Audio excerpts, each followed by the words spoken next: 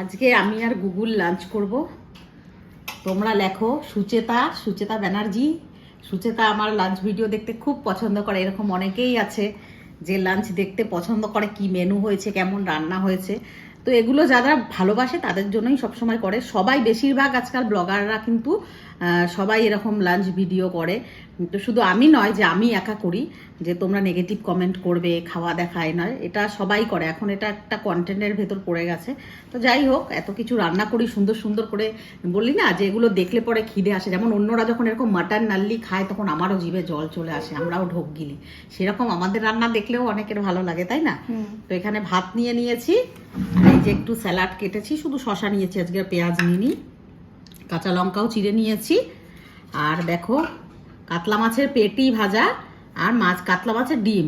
পেটিগুলো একটু পাতলা কেন বলো তো, আসলে পেটে ডিম হয়ে গেছে তো ওই জন্য পাতলা হয়ে গেছে, না হলে তো কাতলা মাছের পেটি বেশ এতটা করে ঠিক থাকে, মোটা থাকে। তো ওই মাছের ডিমের বড়াও করেছি, আর এই যে পেটি ভাজা একদম সুন্দর সুন্দর করে দেখো, খুবই পাতলা পেটিগুলো। ওই যে ডিম হয়েছে মোটামুটি 500 ডিমই বেরিয়েছে। আর এটা আছে পুঁই শাক, অল্প করেই করেছি, পুঁই শাক আছে, পুঁই শাকের ঘন্ট। এটা আছে মাছের তেল, যেটাতে কিন্তু তেলই নেই। আমি কেননা এক্সট্রা তেল যেটা মাছের তেল থেকে বেরোয় না, আমি সেটা কাট করে ফেলে দিই, যেটাতে জাস্ট পেঁয়াজ আছে, লঙ্কা আর হলো মাছের মানে পটকাটা যেটা হয় ওটা আছে, কোনো এক্সট্রা তেল তুমি এর ভিতর পাবে না যে তেল। আর এইটা হলো মাছের ডিমের বড়া করে তরকারি, দেখতে পাচ্ছ একদম রসে একদম ভরে গেছে, একদম এই গ্রেভিটা পুরো চুষে ডিমগুলো একদম এত রসালো হয় না, দারুণ লাগে খেতে। তো একদম গুগলের তো জিভ থেকে জল পড়ছে, আর মনা এখনো আসেনি, আস্তে আস্তে 3টে হবে, ওই জন্য গুগল আর আমি খেয়ে নিচ্ছি, বসে থাকি ওর জন্য। কিন্তু আমার যেহেতু সুগার আছে না, বেশিক্ষণ বসে থাকলে একটু প্রবলেম হয়, দাদাই মাকে বকা দেয়, ও বকা দেয় মনা, ওই জন্য আমি আর গুগল খেয়ে নেব। ও আসবে তারপরে ওকে খেতে দেবো। গুগলেরটাতে একটু দিয়ে দিই, ওকে মাছের তেল দিয়ে আমরা খাবো, মনার জন্য একটু বেশি করে রেখে দিতে হয়, ও খুবই ভালোবাসে। এই যে রেখে দিলাম, এখান থেকে আর একটু রেখে দিই, প্রচণ্ড ভালোবাসে ও। আর এই যে মাছের পেটি, তার সঙ্গে ডিম। তো আর এত কিছু পদের পরে আর কি লাগে বলো, খেতে আর কিছু লাগে? এগুলো রেখে দিলাম মনার জন্য। এই যে এগুলো, আর পুঁই শাক আছে আবার, মানে আজকে দারুণ দারুণ একদম মাছেই পুরো ব্যাপারটা, একদম মাছ থেকে শুরু, মাছেই গিয়ে শেষ।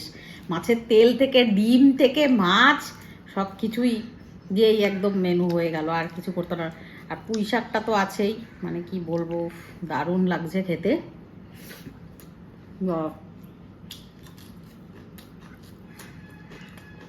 গুগল কেমন লাগছে তোমার লাঞ্চটা?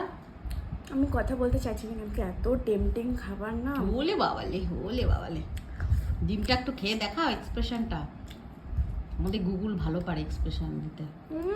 সেই যাবে একেবারে। আর গুগলের লাঞ্চ ভিডিও তো তোমরা সবাই পছন্দ করো, ও আগেই করতো, দেখো দারুণ লাগে না? একটু ওই যে মাছের ডিম, এখানে হলো মাছের তেল, এই যে হলো মাছ, ওহো, তারপরে এর ভিতরে একটা এই যে লঙ্কা, তারপরে হবে একটা, জীবনে যা কিছু সব কিছু খাওয়ার জন্যই। যেমন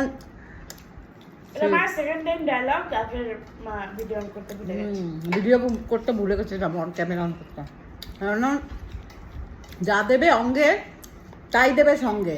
আমি যদি এখন মনে যে আমার পেটে যে খাবারটা থাকবে, একমাত্র সেই খাবারটাই আমার সঙ্গে যাবে, আর কিচ্ছু না, নির্বস্ত্রভাবে যেতে হবে, কিন্তু পেটের খাবারটা নিয়ে যেতে হবে। তার মানে এই নয় যে আমি বলছি যে তোমরা খেয়েই যাও, কিন্তু খাওয়াটাকেও এনজয় করে খেতে হয়। এত কষ্ট করা, রোজগার করা খাওয়ার জন্যই তো, নাকি? দু মুঠো ভালো খেতে পারি।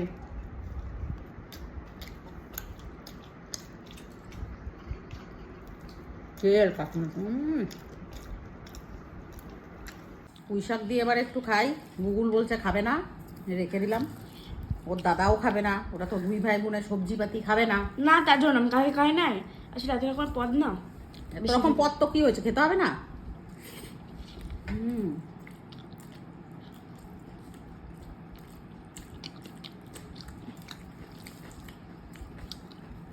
পুঁই শাকটা একটু চিনি দিয়ে দিয়েছিলাম, দারুণ লাগছে খেতে।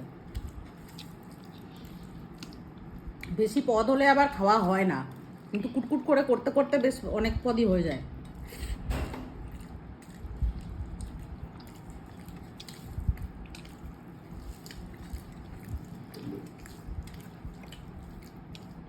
আহ,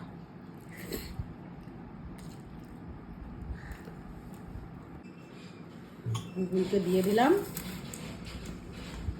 একটু ভাত দেবো শোনা? হুম। কেন শোনা, একটু ভাত নাও। আমি খাবো না। আমি একটু নিয়ে নিই, 3টে করে করেই নিলাম, ঠিক আছে? কালকে আগে আমরা দুটো খেয়েছি অলরেডি। ভাজা খেয়েছি 2টো। আমার কোনো মাছের পেটি আছে, ওটা দিয়ে খাওয়া। দেখো ডিমের ভেতরটা পেঁয়াজ টেয়াজ দিয়ে করেছি না,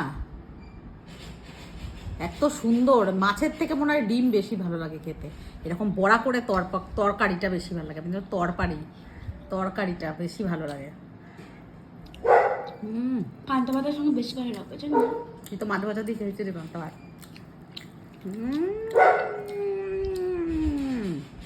আহ, তোমার কথা শুনে ম্যাক্সও চাচাচ্ছে।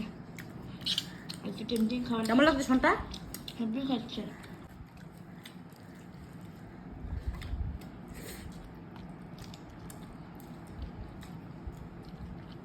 এক সময় আমি ভাত রাঁধতেও জানতাম না,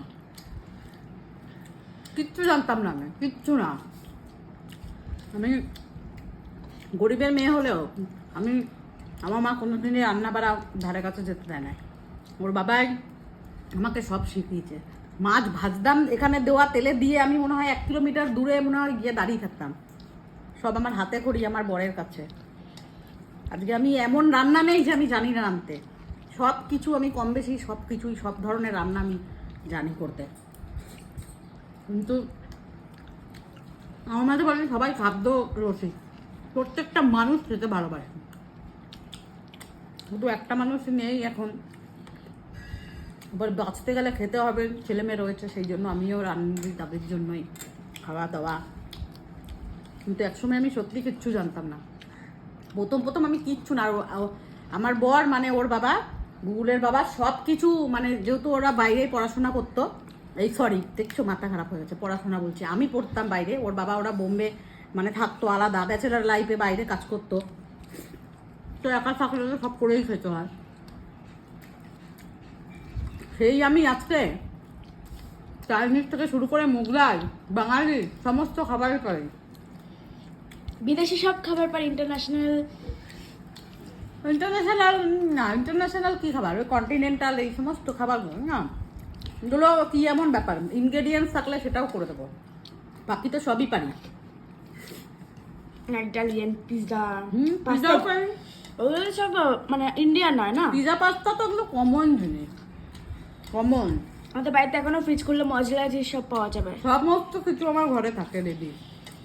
তাই বলি আজকে কার জন্য রান্না করি কি সেই মানুষটাই নেই।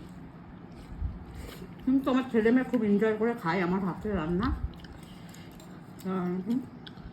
এবার লাঞ্চটা কমপ্লিট করি, তোমরা তখন দিয়ে আমার বাকি ব্লগগুলো দেখো। এটা আমার নতুন ডায়লগ পেয়েছে, জানো?